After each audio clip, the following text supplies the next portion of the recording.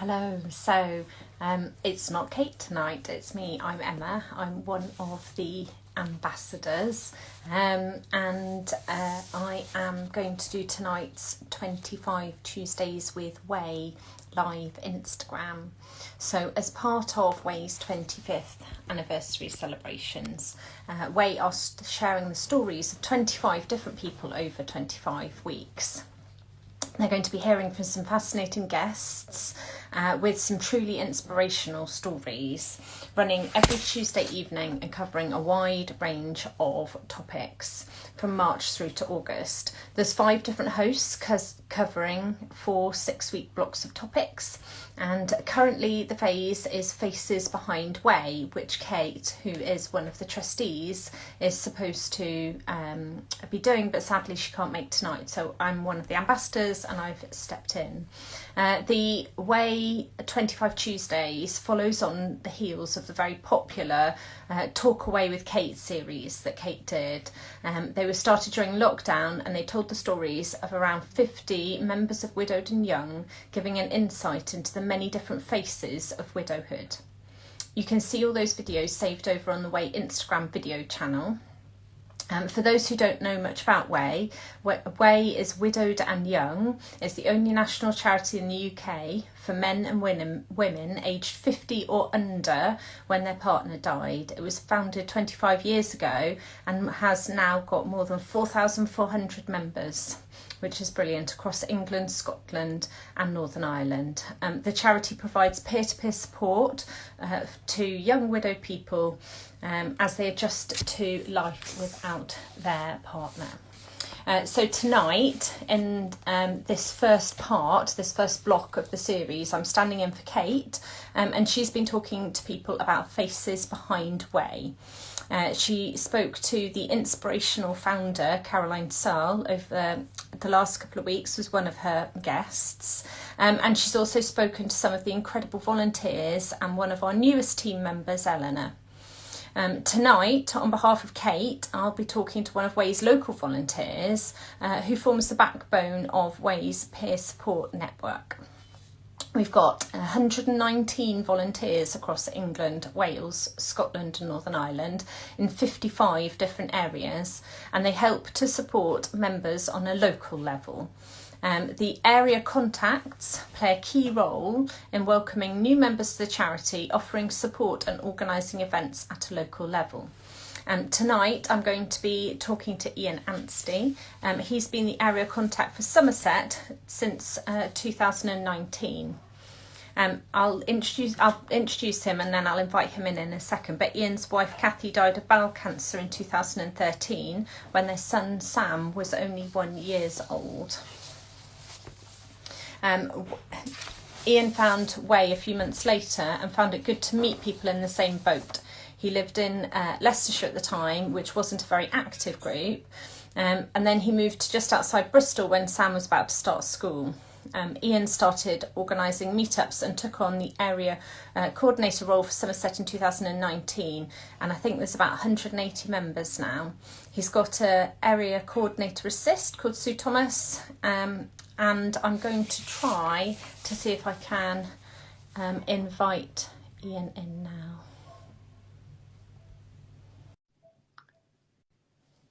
Hopefully that might have worked.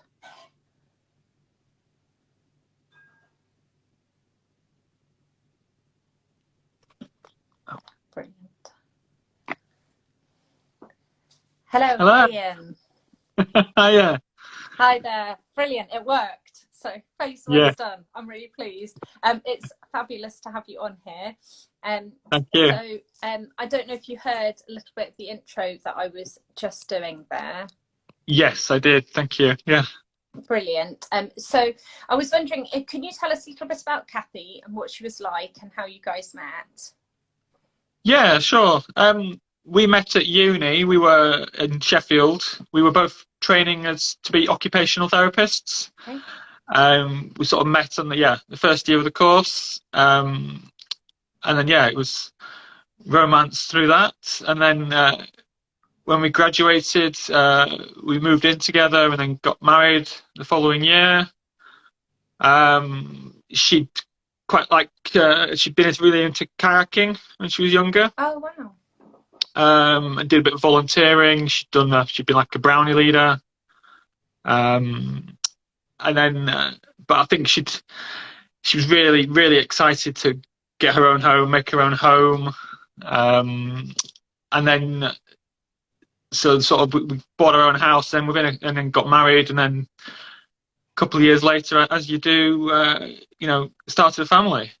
And that was Sam, wasn't it? Yeah. Yeah. Yeah. And then what happened when Sam was born? Well, it was fantastic time for both of us, obviously. But Kathy, I think she'd always wanted to be a mum, and she was just one of these people who's just a natural mother. She loved it and took to it.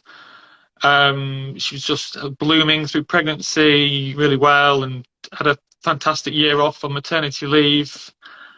Made loads of friends, and just sort of made the most of that time. Yeah. Yeah. And then, so he was born in the February, and then, so she went back to work the following January. And so we were adjusting to put Sam into nursery. And then it was around that time she started to first become a little bit unwell. Okay. So she'd been losing weight, but we just thought it was because she was breastfeeding and just losing the baby weight, and thought that was good. And then she's getting sort of tummy aches and became a bit anemic. And again, we didn't think too much of it at first, and then we sort of put two and two together that she'd had Crohn's disease in the past. Okay. Really before I knew her, and she'd never really had symptoms while I'd known her. But that seemed to be what it was, and it was getting worse. And so she ended up, after a few months, going into hospital just for a blood transfusion because she was anemic initially. Yeah. And then they started doing investigations. And again, we were just assuming that it was this Crohn's disease had come back, and it was just, just bad luck. But one of those things, you just deal with it, And then she was sort of in and out of hospital for a few months. And then one of the doctors said, well, looking at her symptoms, we think it might be bowel cancer more than Crohn's, actually. But then another doctor said, well, you're far too young to have cancer, don't be daft. So then you sort of try and put it out of your mind. And then, meanwhile, they were doing more tests just to try and establish what really was going on. And then we had in about May time, we had a little holiday, just the three of us, which was really nice time because it'd been pretty stressful couple of months with her in hospital a lot. Yeah. So it was just really nice to have some family time, the three of us. And then and we sort of came back from that to a couple of meetings in the hospital. And it was then that they said, look, we've found a tumour. It is bowel cancer. And at that point they said, but look, we think it's curable. We think we can just operate as soon as possible and take it out, and you'd have to have a stoma, but you'll be fine. So she was just really brave and really straight away, like, just do it, Yeah. And they booked the surgery for the following week. But then she became really ill that weekend, just before the surgery, and ended up having emergency surgery. And then they found that actually it was terminal. It had spread. And then it was intensive care, and then hospital ward, and then home for a little bit. And it was all talking about, let's get you stronger, let's get you home and have some treatment. And that was sort of the plan. But then just as she got stronger, she got worse, in so much pain. And we had a meeting with the consultant, the palliative oncologist, and a palliative consultant. And they said, look, you're just in so much pain, let's get you into a hospice and manage the pain and take it from there. Mm. And they were talking about palliative treatment and maybe having a year or so. So at that point, it was a massive shock, but it didn't really sink in. And we were thinking we had some time to make plans and stuff, you know. And then she went to the hospice, and then just over the next few days, got a lot worse. And they phoned me and said, "Look, you need to come in." Ended up at the hospital, and like sort of within the space of a day, they were like, "Sorry, this is it. You know, she's going to go today." Wow. God. Yeah. Yeah.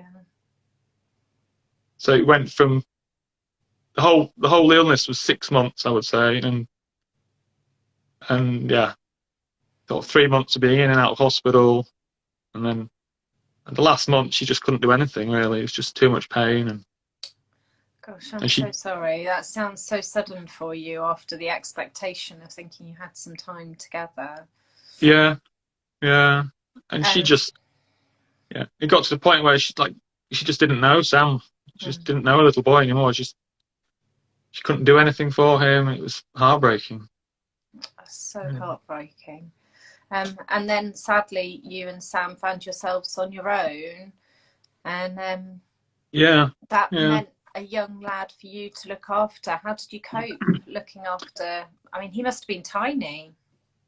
Yeah, he was just a little toddler. He was 15, 16 months. Yeah. I just thought, well, routine is good. Yeah. And he was already going to nursery, so we kept him in nursery on the same days.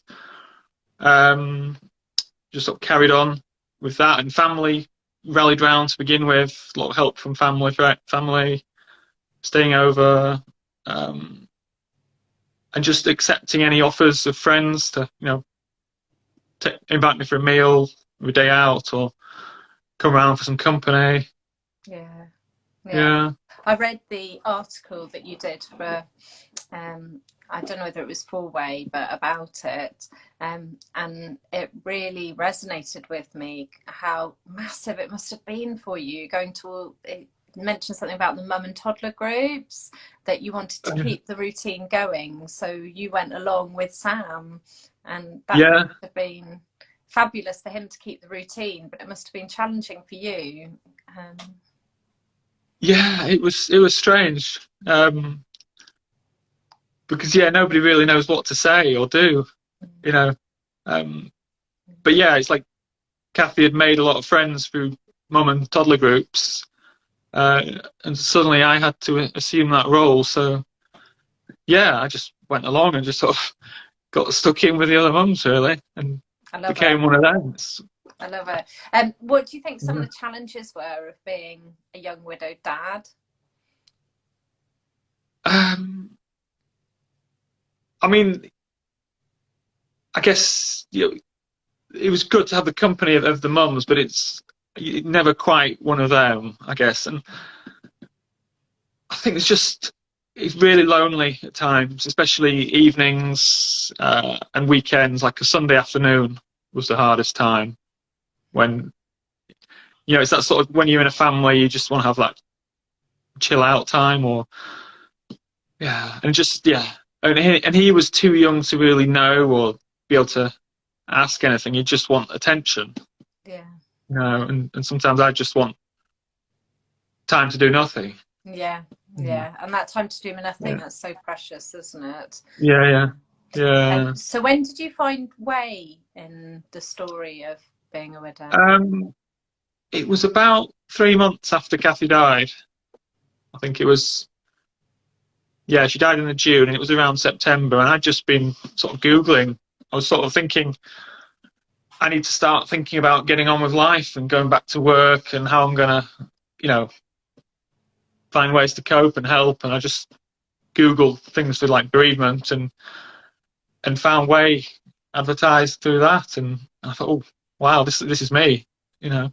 That's great. That's so proactive of you to have Googled to find it, because I think one of the big things for Way is one of the things as an ambassador that I knew probably feel like it as an area contact is I don't mind necessarily about people joining Way, but I just want everyone who could to know about it, and then whether they Yeah, join or not, that's totally up to them. But yeah. amazing that you found it through Google, because it's always really interesting to hear about how people find the charity. And how did you feel that Way helped you with your bereavement journey? I think it was like a revelation at first, just to be added to groups where there were people just talking about the same sort of experiences, going through the same thing. You know, other people that had lost a partner to bowel cancer really Yeah. young. Yeah, and validating your feelings as well. Yeah. You know, sort of sometimes angry, sometimes just numb, just not knowing what to think.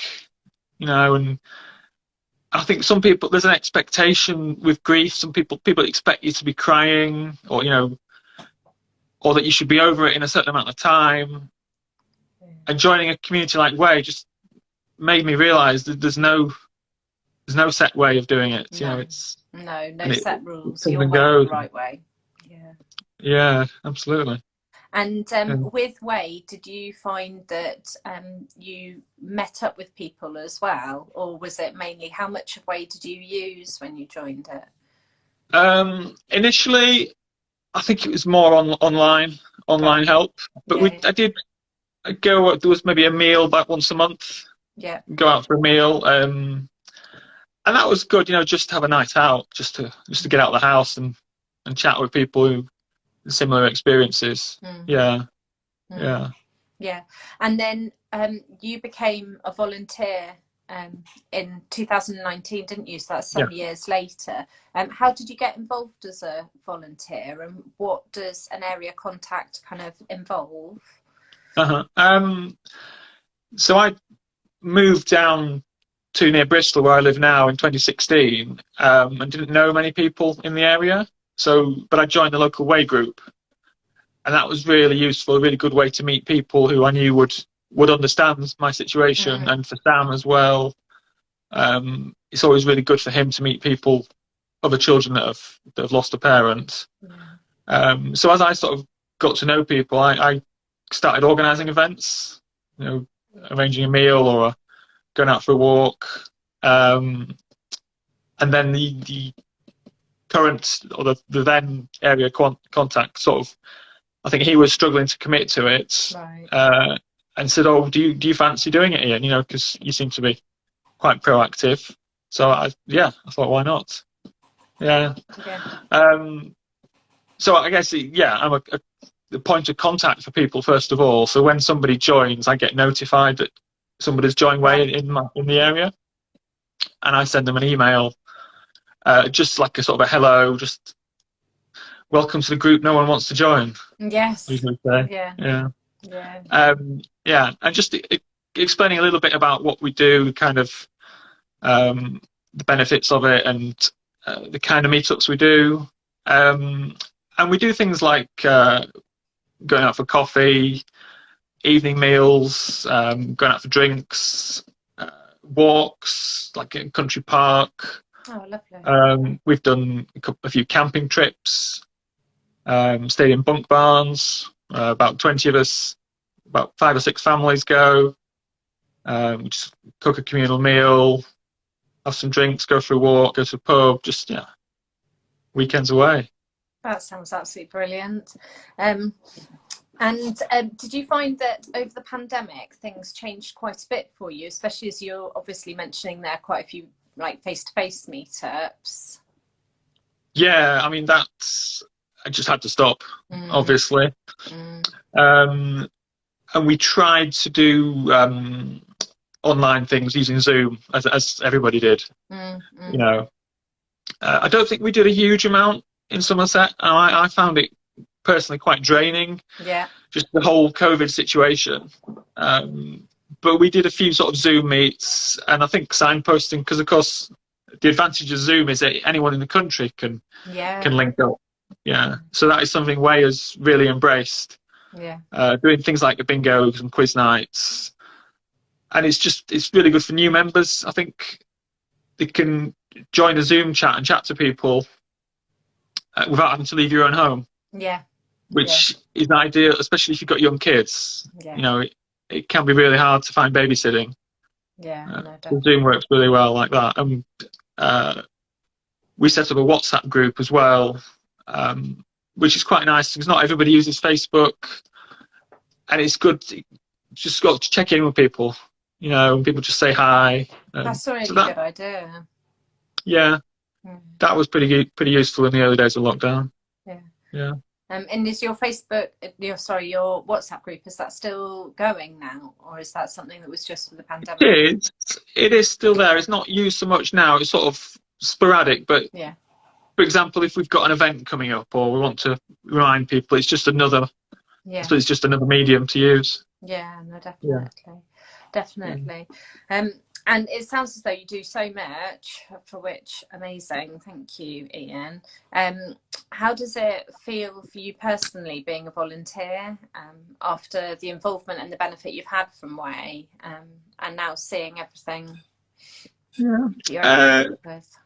I guess it's always nice to give something back, you know, and when you can. I guess it's really nice when you see people that are just hitting it off with each other, making a connection. And because, you know, I suppose I come across people when they're at their lowest, when often people join within weeks of being widowed now because more people know about Way, are joining really in really early days. So to see them make connections with people and come out, and that's really nice. Yeah, that's really interesting difference actually, because I think you're quite right in picking that up. I think that it's really fascinating when people find Way, and there do seem to be a lot of people who find Way in the very early days now, but Way is here always, isn't it? So, you know, it doesn't matter when you're widowed, Way will always be here for you. Yeah, that's right. I mean, I said we get a lot of people join in the first few months or year, but others come back, you know, or if people join who've been widowed maybe 4 years ago, even longer, and they say, "Oh, I wasn't ready, or I didn't know about it, or I used to be a member, left and come back."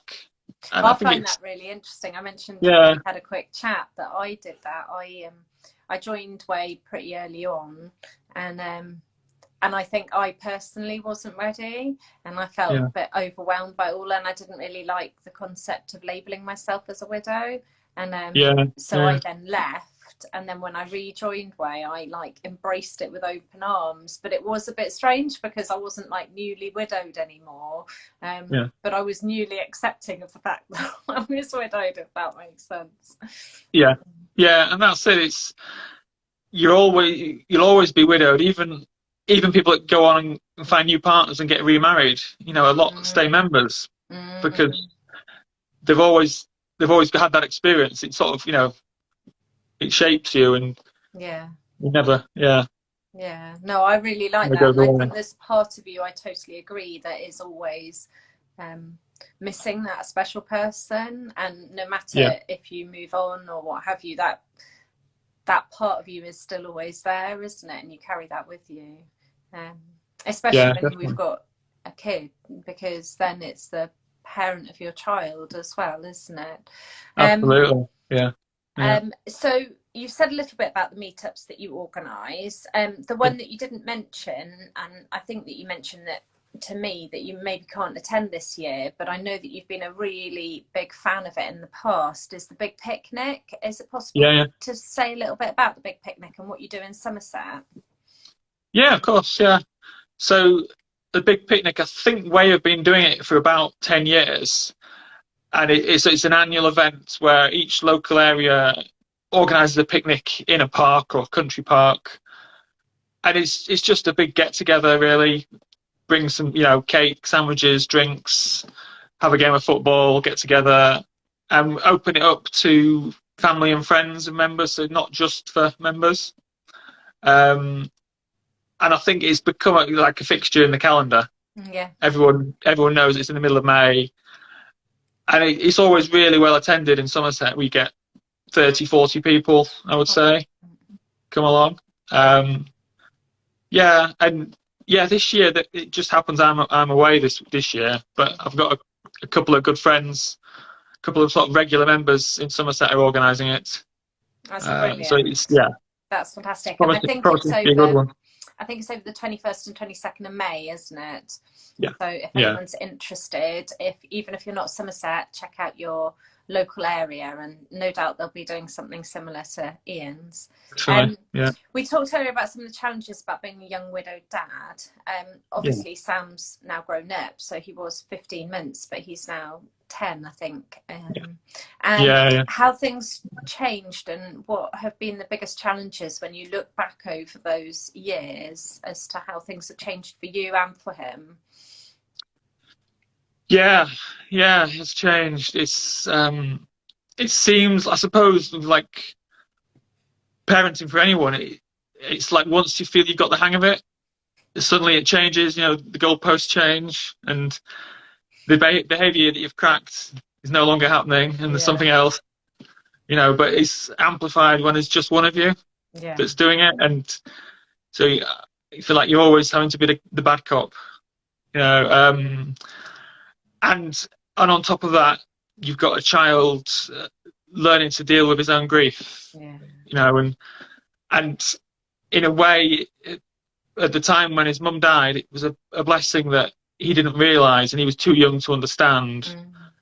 And because Kathy had been in and out of hospital for a few months, gradually seeing less and less of him, and I gradually took over as the main caregiver, then he didn't really miss her when she was no longer there at all. Um, but it was probably when he was 3, probably 4 years old, that he first sort of began to realise that he was missing a mum, and he got quite emotional about that, and that was quite tricky. And then, yeah, probably going into when he was about 5 or 6, he'd be saying he was missing mummy a lot, sort of every night at bedtime. It was he'd he'd wait till he was sort of tucked up in bed, and he was like, "I miss mummy," you know, and we could look at photos and talk about and read her favourite stories, but it's never quite satisfactory, you know. And then around that age, we were lucky to have some help from a charity called Grief Encounter Southwest in Bristol. Yeah. Initially, we used to go to sort of group workshops where other families that had lost a parent. Yeah. And then they picked up that he was struggling and offered him some one-to-one sessions with a play therapist. So he had that for about a term or so, and that seemed to really help. It sort of settled down that longing that he had, I suppose. Yeah. And then, so yeah, it's been in waves. I would say, yeah, and he's struggling a bit at the moment, but which I won't really go into now. But again, I think it's just as he gets older, it gets more understanding of, because when you're really young, you don't really understand death, do you? And, no. It's a tricky concept for anyone, I think, to get their head around. The permanency of it, and I think it's coming to terms with that in a different way. Yeah, I find it fascinating how kids develop and how they grow up, and I've found that when they're really little, it's mine were a wee bit older. They were 3 and 5 when my husband was diagnosed, and they were 6 and 8 when he died. But I found that when they were very little, I could drop them off at nursery, and they wouldn't really factor in how much time mummy was there and how much time mummy wasn't there, and who was around. And my husband was in the forces, so he was away a lot, and there wasn't really an understanding of it at all. And you're so right. I think it comes in waves, doesn't it? And it's waves of understanding as their little world gets that wee bit bigger, and suddenly there's more questions they want answered, and things that they want. But that kind of, when people say, oh, when they're tiny it's the hardest work, and actually each age has its own challenge, doesn't it? And it has its own And I Yeah, loved your concept that, like, as soon as you feel like you've got it, like something else hits you, because that is yeah, so my experience. yeah, um, yeah, but yeah, yeah, the joys of solo parenting, it is it's a challenge, isn't it? yeah, Do yeah. you have Exhausting. any particular advice for other young men who find themselves widowed at a young age? Um, I think that's well. First of all, I would say there's don't worry about being perfect. You know, there's as long as you love as long as you love them, and try your best, it'll be okay. Generally, I would say. Yeah, We never get it right all the time, but but kids are very forgiving, and they'll always there's always tomorrow to do it again yeah, and try again. Um, and I would say take any offers that are there of help or company. You know, I had people that I hadn't seen for years that would say, come and visit, or I'll come over for the day. Just take them up on it. mm. Yeah, try and say yes to as much as you can. Yeah, make a bit of time for you.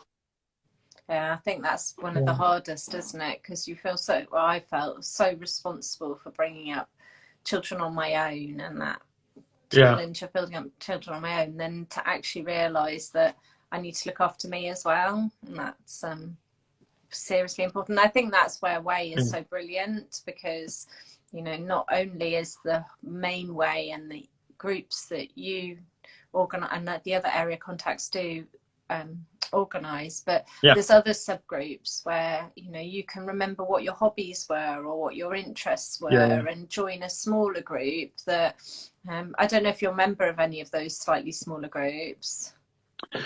yeah. What am I in? The gardening and nature. Oh wow, okay, yeah, yeah, Yeah, I quite like. Yeah, because I'm really into gardening and yeah, wildlife. yeah, So yeah, and yeah, that's good because you can see what other people are growing. yes, Yeah, yeah, yeah. So yeah, compare notes. yeah, Yeah. yeah, I think that's probably the main one I would say, and the local group. And I'm in a couple of groups for men only, so okay, yeah, just the blokes. Yeah, yeah. Are and they that's specific nice. for, do they relate to certain topics, or No, they're just the way man cave or okay, just the men's room. yeah, Yeah, yeah, yeah, and yeah. I mean, it's just a slightly different perspective, yeah, I would say, really. Yeah, but there's that sort of what's the word? Like not camaraderie, but yeah, fellowship, maybe. yeah. So And people who just get it as well. There's a lot that you don't yeah, have to say, isn't there? I find. yeah, yeah, Um, yeah. I've just set up a group that I was nervous about because I didn't know if anyone would be interested, but for people with horses, because my husband was the really horsey one, and now I've got two children who are really horsey, Yeah, and it's almost a little something for me, like it's but there's loads. There's Way to cook, and there's Way with kids and without kids, and all sorts, aren't there? So there's loads. yeah. Things some music and Yeah, games and yeah. yeah. Or camping as well. That's them, and Oh yeah, Way to camp. Yeah, yeah. yeah, That's yeah, brilliant. yeah.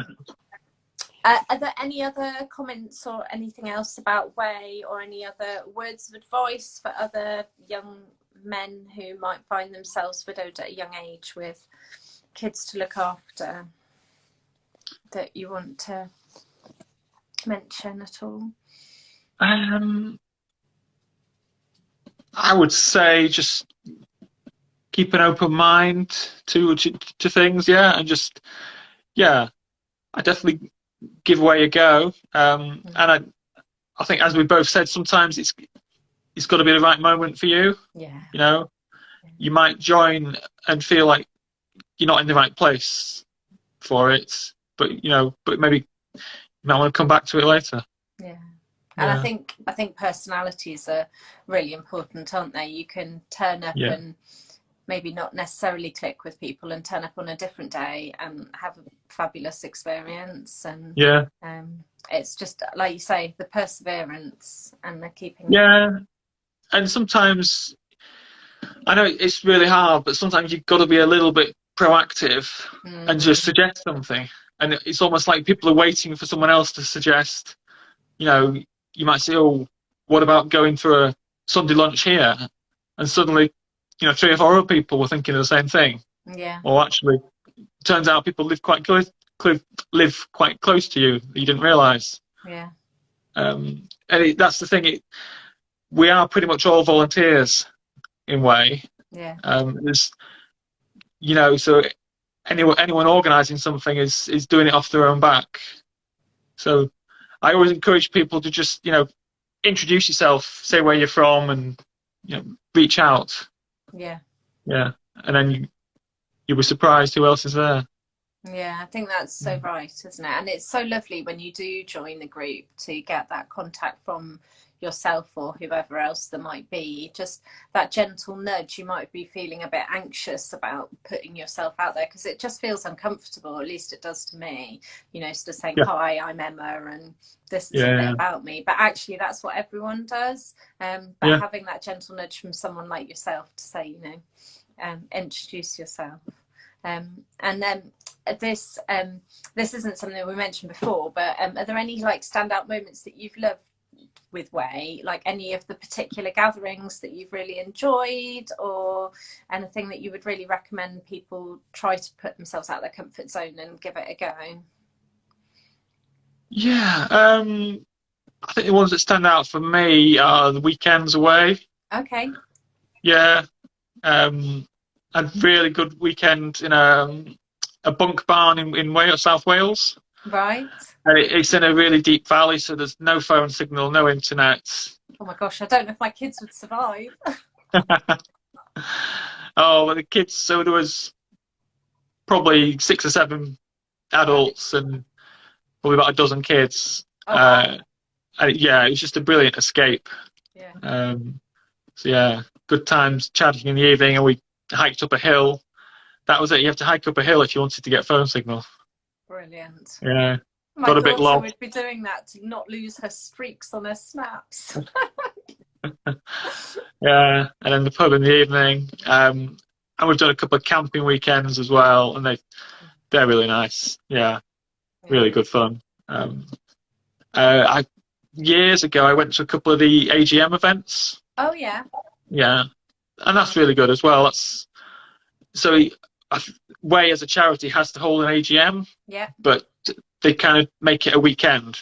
Yeah. So in the morning they do the business section of it, and then there's like guest speakers and activities. And in the evenings a bit of a dinner dance and ball and drinks. So that was really good as well. First one I went to of those. That sounds fantastic. Again, I just think this year is in September and it's in Glasgow actually. And it's funny yeah, because when you first hear about it, you think, oh, I'm not sure I want to go to an AGM. And then you talk to other Way members, and I've not been to one. But like you mentioned, everyone seems to say they're fantastic and that the evening event is brilliant. And do you, within the Somerset group, do you encourage people to kind of make contact with each other before they go so that they know some faces before they go? How does that work in Somerset? yeah. People, we use a local Facebook group, so people will sort of discuss on there. Right. Yeah, and most people that go, I think, go when they know somebody. Yeah. So some people share a hotel room. Yeah. And yeah, definitely chatting about it in advance. Yeah. Yeah, works So well. you don't have that feeling of walking into a room No, not right. not knowing anybody. Not knowing I anybody. Yeah. went to the Cardiff. I was invited as an ambassador to the Cardiff 25th anniversary thing, and I was really pleased that I'd met one of the other ambassadors. We stayed in the same hotel, like you mentioned, and then we went in together, and it was absolutely fine knowing someone else. But Yeah. I definitely encourage people to meet up with people before they go to an event like that, so there's someone that they know. Oh, Ian, it's been absolutely fabulous talking to you. I don't know if you've got any other comments or anything, or whether we maybe leave it there.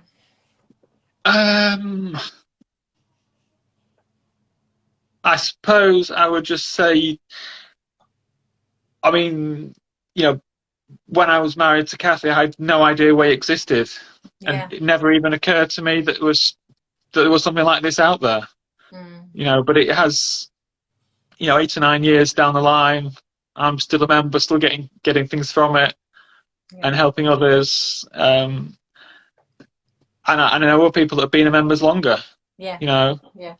um, so I guess just you never know what's around the corner, but yeah, I think just go for it and make the most of it. Yeah, it's been I mean, well, I would say it's made a massive change to my life for the better, Yeah. from a really low point. And I know for so many people, it's been a bit of a life changer. Yeah. Yeah, I think at the end of the day, we thrive on connection, don't we? And when yeah, we've lost someone special, there's just a massive void in our lives. And to meet people who have been there and they kind of get some of it, and yeah, no one will ever have lived our unique own stories, but to find people who do kind of understand, there's that it gives you that feeling of connection again, doesn't it? And I think that then brings in hope for joy and having fun and moving forwards, and yeah, yeah, and maybe even the kids making friends and stuff as well. yeah. Um, Definitely, definitely. so Yeah. yeah. Oh, Ian, thank you, and thank you for everything you do. I now live in Somerset, so I might even meet you some point. Um, um, but I live further down in Somerset, almost in Devon, not quite. But thank you very much. No problem. And it's a thank you to all the volunteers as well who make Ways peer support group such a fantastic source of support for young widowed people in the UK. There's a lot more conversations like this lined up over the next few months. There's actually still a couple of slots vacant, so if anybody listens to this and has any particular subjects that they'd like to be covered, then please send a message to Widowed and Young and they'll see what they can do. If you miss any of it, don't worry, you can hopefully watch all of them. Hopefully, if I manage to record this okay. They all sit on the Instagram underneath the 25 Tuesdays hashtag.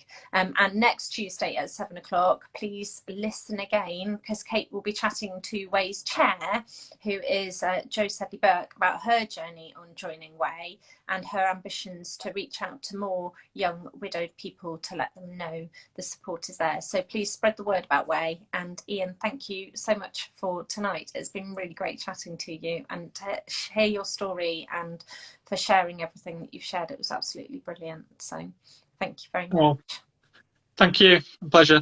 Oh, take care, Ian. Thanks, Emma. Cheers. All right. Bye now.